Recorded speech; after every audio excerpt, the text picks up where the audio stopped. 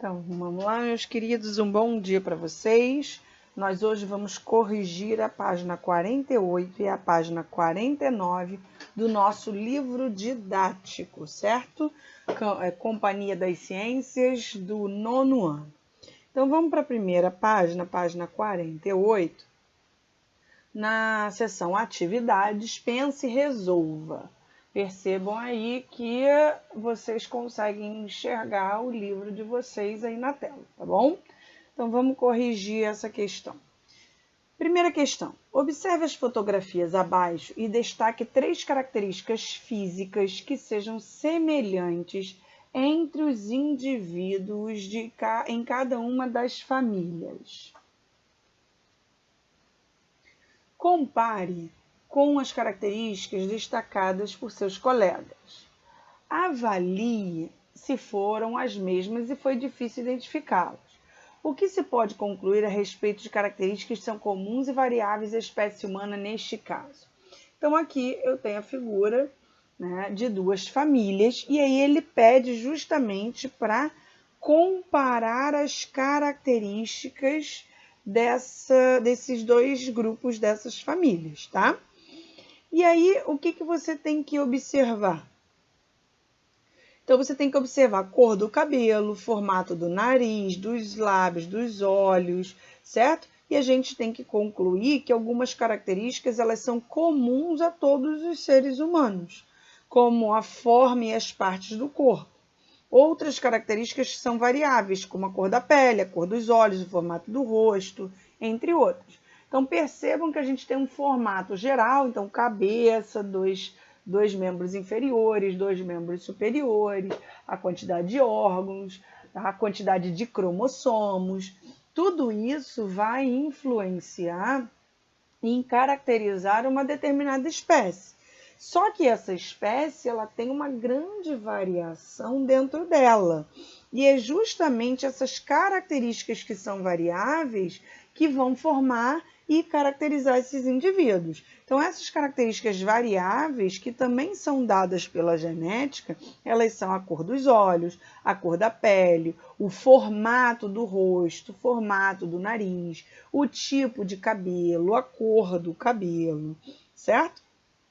Então, é isso que a gente tem que perceber, que eu tenho características comuns, sim, porque caracterizam a espécie humana, e eu tenho características que são individuais. E essas características individuais, essas características mais específicas, essas pequenas diferenças, elas são adquiridas justamente por hereditariedade, ou seja, são os pais que vão passar essas características para os filhos, certo? Então, se vocês forem perceber, nas 2 famílias, os filhos possuem características parecidas com os pais.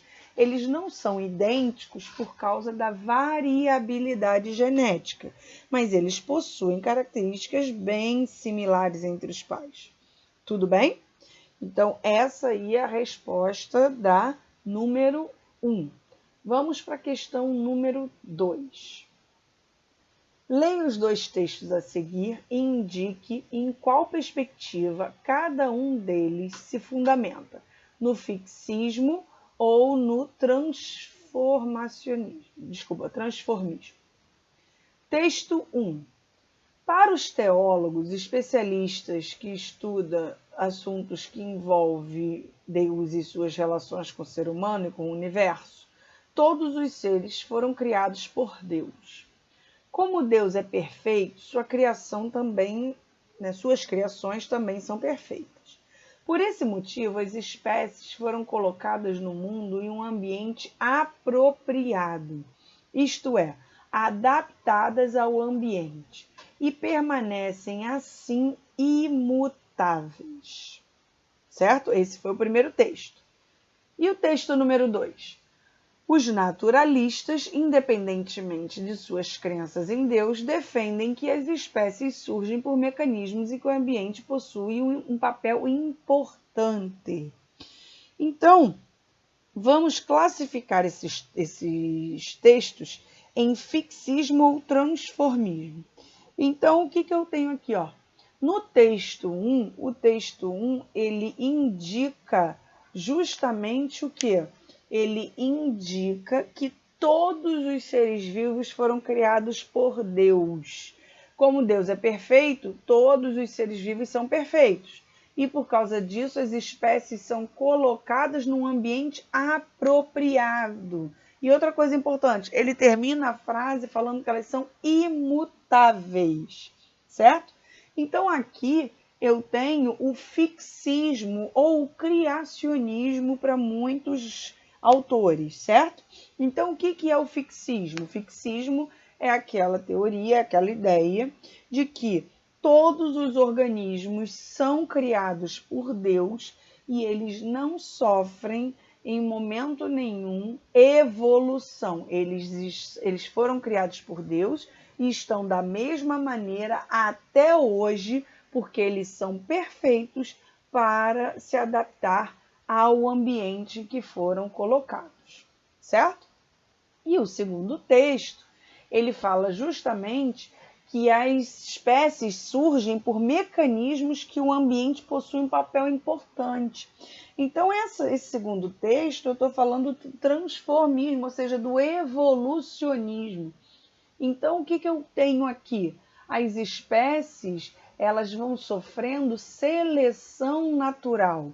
As que não possuem características que vão permitir a vida, elas vão morrer, elas são eliminadas, certo?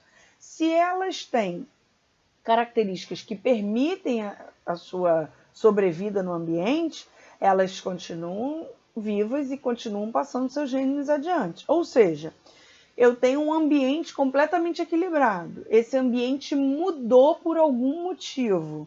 Essa mudança, ela vai gerar uma mudança geral nas atitudes, como os organismos vão sobreviver naquele ambiente.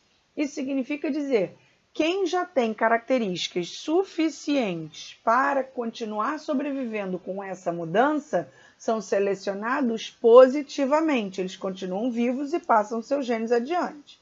Os que não possuem essa característica, ou seja, os que não conseguem sobreviver com essa mudança do meio, eles são eliminados, são selecionados negativamente.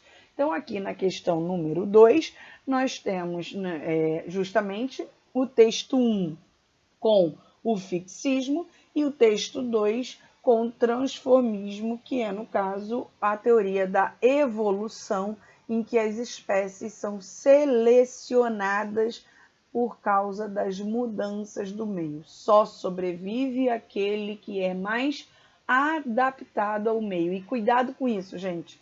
Muita gente boa erra aqui. Não é o indivíduo mais forte, é o indivíduo mais adaptado ao meio, certo?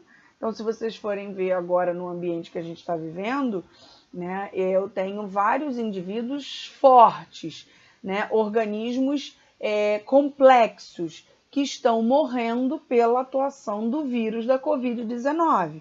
Então, quando eu comparo um vírus que ele não tem todas as estruturas que uma célula precisa, ou seja, ele é formado só por uma cápsula de proteína e material genético, e alguns possuem uma proteção extra chamada envelope, com um ser humano que ele é altamente complexo e as suas células são altamente especializadas. Se fosse o mais forte, o ser humano sobreviveria sempre. Aqui não, é sempre o mais adaptado. Então, no momento, o mais adaptado é o Covid-19, que está conseguindo se disseminar pela população, se reproduzir e passar seus descendentes aí adiante. Quem sabe mais na frente eu tenha algum tipo de medicamento em que mude esse ambiente para esse vírus e aí eu comece a fazer com que esse vírus não consiga mais sobreviver ali naquele ambiente. Tudo bem? Mudou o ambiente, eu tenho que ver se eu já possuo as características ideais para poder sobreviver naquele ambiente. Certo? Vamos para a questão número 3. Faça uma síntese das ideias fundamentais de Lamarck. Então, Lamarck foi um dos primeiros teóricos do evolucionismo, só que ele falava que as espécies tendiam a se modificar e aumentar a sua complexidade, né? Ou seja, os órgãos, as suas estruturas, eles se modificavam em função da necessidade gerada pelo ambiente. Não era um ambiente que selecionava se aquela característica era favorável ou não.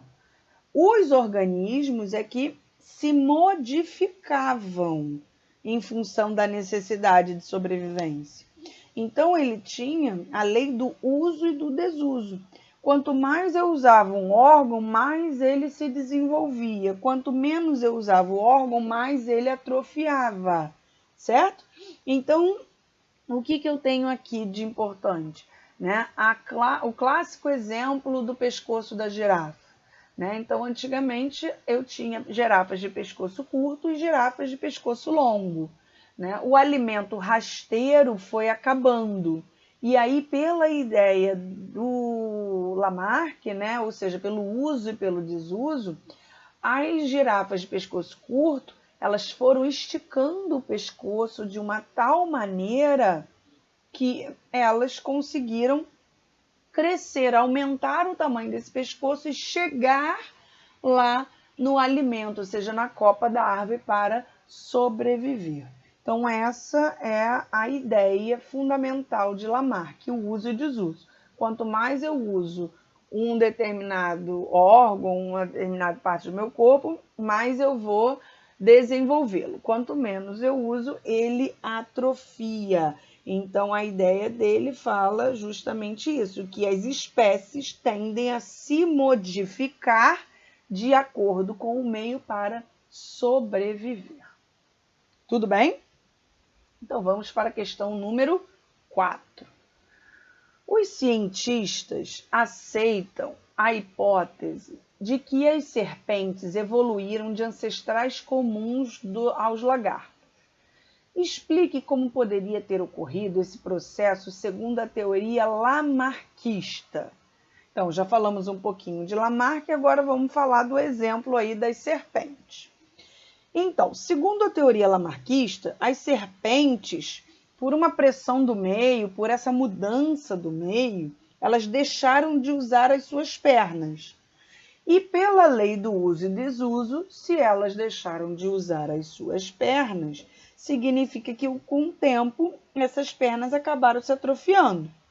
Com isso, as serpentes que perderam as suas pernas pela falta de uso foram passando essa característica para os demais descendentes. Então, uma outra coisa importante do Lamarck é que, além de eu modificar o meu organismo, porque eu quero sobreviver, então eu tive uma pressão do meio e essa pressão do meio me obrigou a modificar o meu organismo, eu também pego todas essas modificações, essa mudança, e eu vou fazer o quê? Eu vou passar para os meus descendentes, certo? Então, todas as características adquiridas, elas são passadas para os seus descendentes. Ok? Beleza. Questão número 5. Sobre a teoria da seleção natural, responda às questões a seguir. Letra A. Durante sua viagem a bordo do HMS Beagle, Darwin pôde coletar vários fósseis. Qual foi a contribuição que eles tiveram para a sua teoria? E explique. Então, no caso de Darwin, Darwin foi um outro teórico do evolucionismo, e Darwin ele falava justamente da seleção natural. Os organismos eles não conseguiam se modificar porque eles queriam.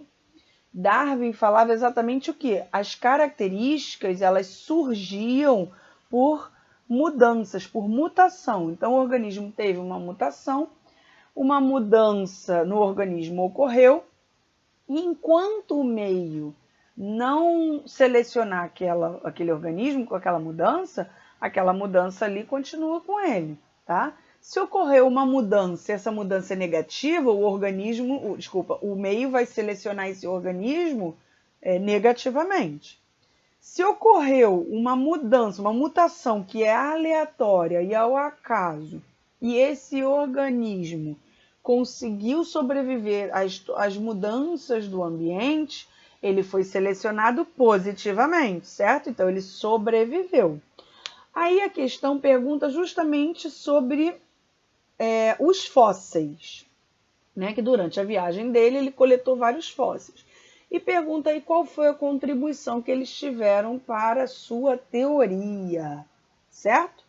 Então, na letra A aí, ó, a gente pode dizer que os fósseis possibilitaram a percepção de que as espécies variavam ao longo do tempo.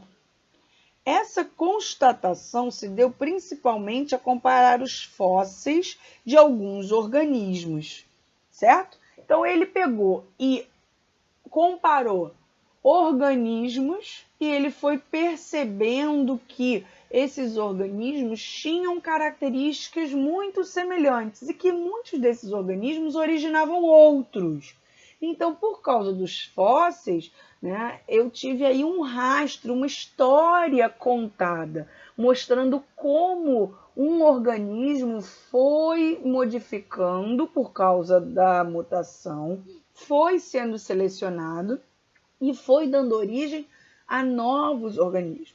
Então, por causa dos fósseis e de outras questões, hoje nós temos como comprovar, está comprovada, a comunidade científica hoje, ela diz exatamente que a teoria correta é a teoria da evolução, certo? Tudo bem? Então, Darwin, na verdade, conseguiu formar graus de parentesco entre esses fósseis. Então, se ele conseguiu formar graus de parentescos, ele foi percebendo que um organismo foi dando origem ao outro. Mas lembrando, gente, isso são milhares e milhares e milhares de anos, tá? Às vezes, um fóssil ele não viveu no mesmo tempo que o outro organismo que virou um outro fóssil lá na frente. Eu só consigo estudar ele justamente porque eu tenho essas evidências guardadas. Então, os fósseis são importantes porque elas são evidências de uma história que aconteceu e que a gente não conseguiria estudar sem essas evidências. Ok? Letra B, da questão 5.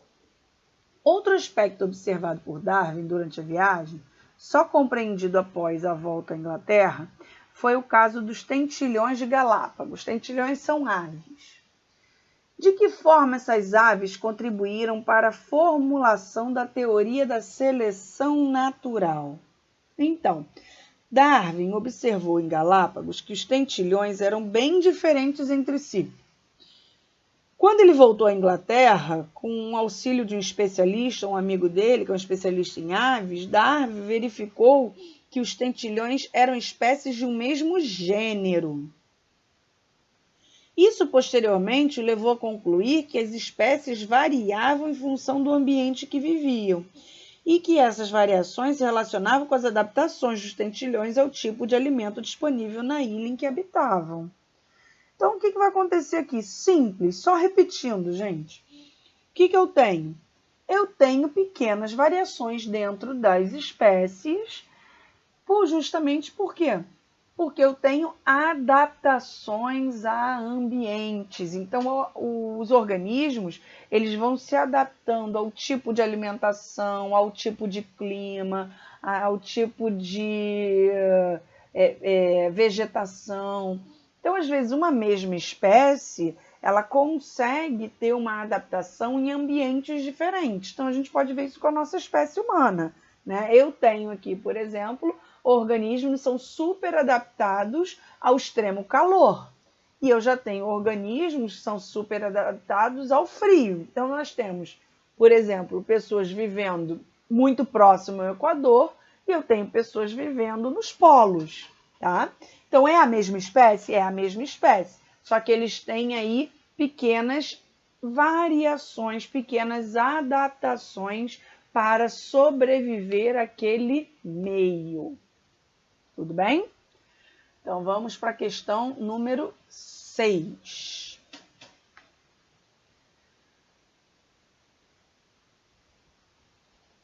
Tanto Darwin quanto Lamarck procuraram explicar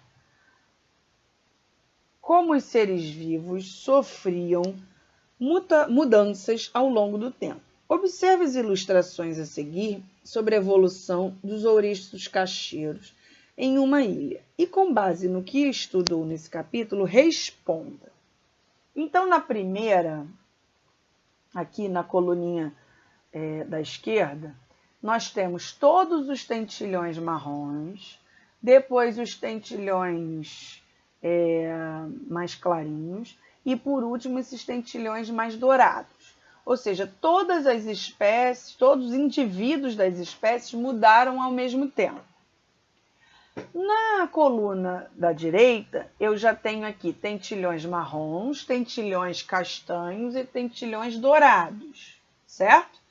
Depois, eu já tenho aí uma mudança.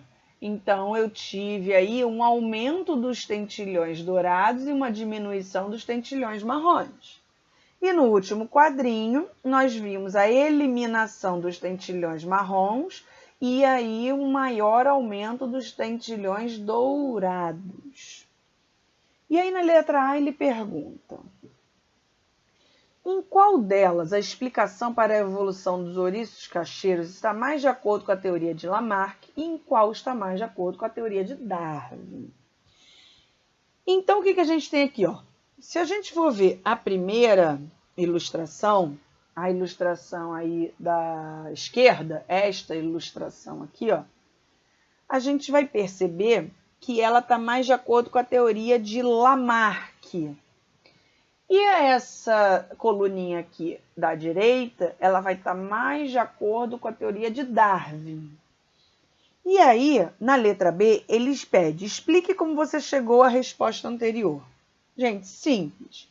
Se você for perceber, aqui nessa coluna da direita, vocês vão ver justamente que todos os indivíduos mudam da mesma forma. Então, é como se todos eles quisessem sofrer aquela alteração para sobreviver ao meio. É como se eles fizessem uma força e eles mesmos se modificavam para sobreviver. Então, você vê que não tem seleção. Todos os marrons viram castanhos e todos os castanhos viram dourados. Se você for perceber aí na coluna da direita, você já percebe que é Darwin justamente porque eu tenho uma seleção. Eu vou eliminando a característica marrom, isso vai depender do meio ambiente, tá? Então, o próprio meio vai fazer isso. Tive alguma mudança no meio e os marrons podem ter ficado, por exemplo, mais expostos, mais fáceis de serem predados. E quanto mais claro, mais escondido ele ficava. Então, eu tive uma seleção natural negativa com esses marrons e fui selecionando positivamente os ouriços dourados. Então, eu vou mudando aos poucos a característica da minha população. Então, Darwin, ele focava muito na parte de seleção natural. Tudo bem? Vamos para a próxima questão. Página 49.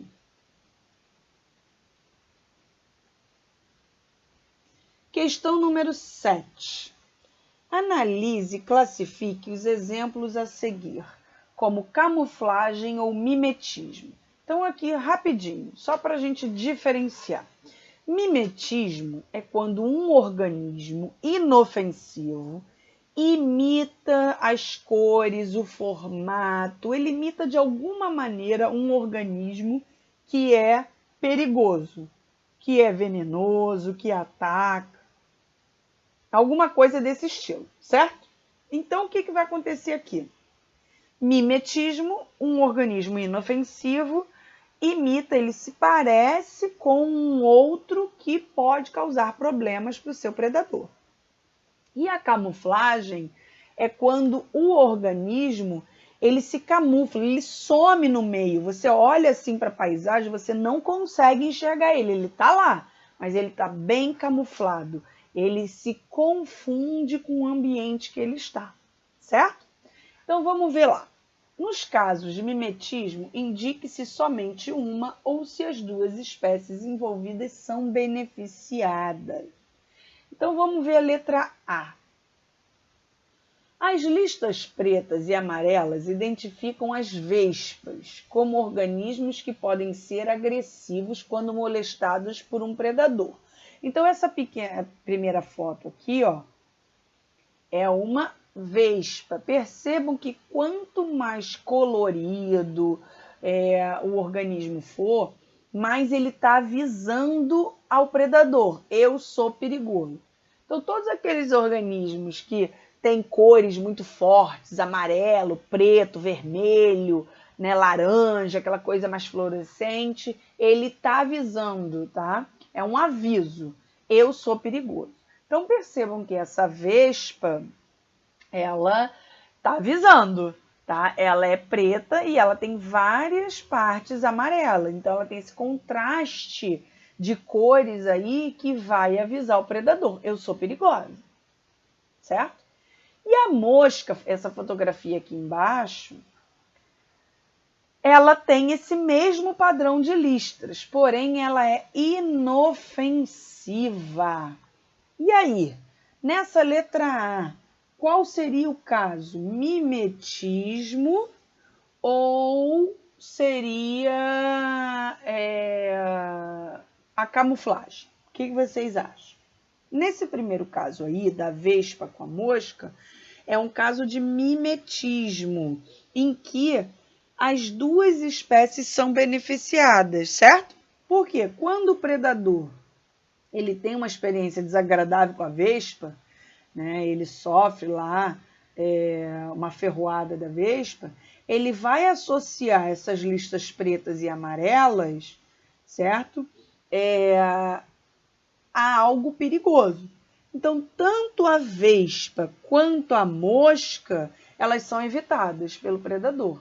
Então, mesmo que a mosca seja inofensiva, ela também vai ser beneficiada. E a vespa, qual é a grande vantagem? Essas listras aí vão avisar que ela é perigosa. E quanto maior o número de indivíduos com esse tipo de listra, né, mais eu estou reforçando aquele predador de que tem problema aí à vista. Eu posso ter algum problema ao tentar ingerir esse tipo de presa, certo? Vamos para a letra B. Na letra B, eu tenho aí o urso polar, ursos marítimos, que é um animal que vive em áreas com neve. E aí, o urso polar, ele faz mimetismo ou ele se camufla?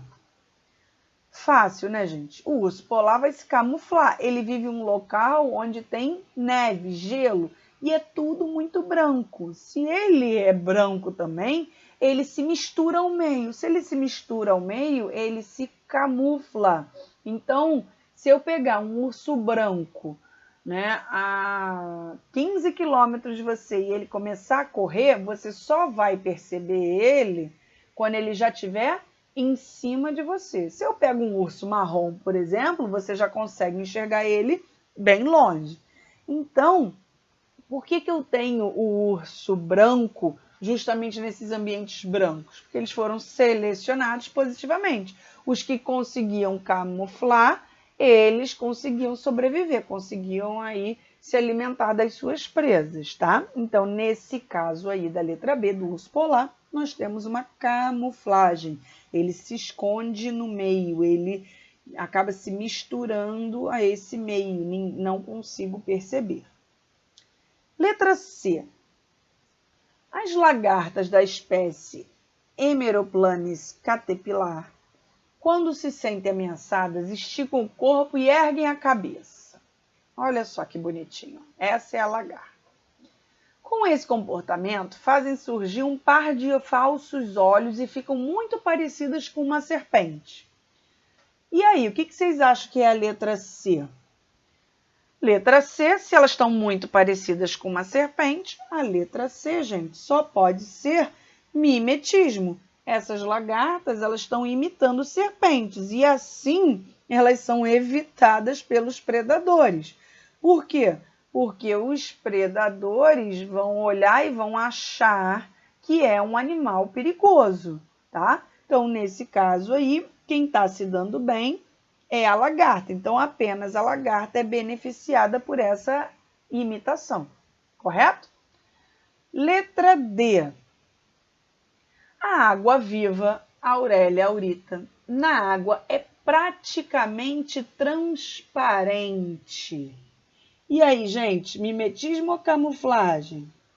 Camuflagem, né, gente? Ela tá aí sumindo no ambiente. Quando ela some no ambiente, ela se camufla. Quando ela se camufla, ela some nesse ambiente, ela dificulta que os predadores consigam enxergá-la. E aí os predadores não conseguem atacá-la. Então ela fica lá quietinha, praticamente invisível e foge de seus predadores. E a letra E, o camaleão, camaleão,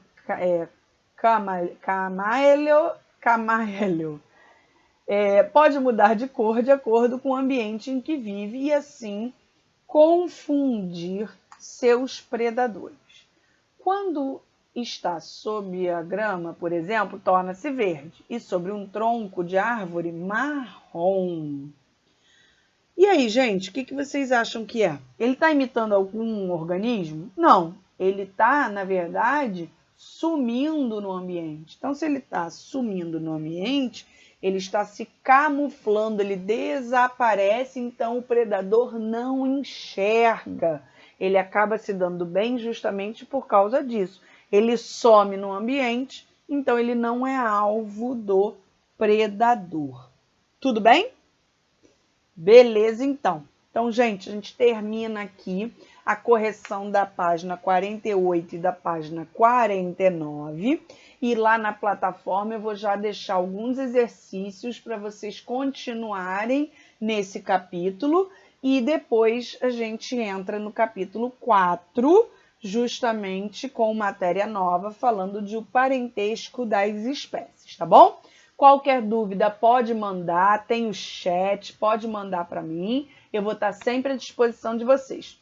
Um beijo e até lá. Tchau, tchau, meninos!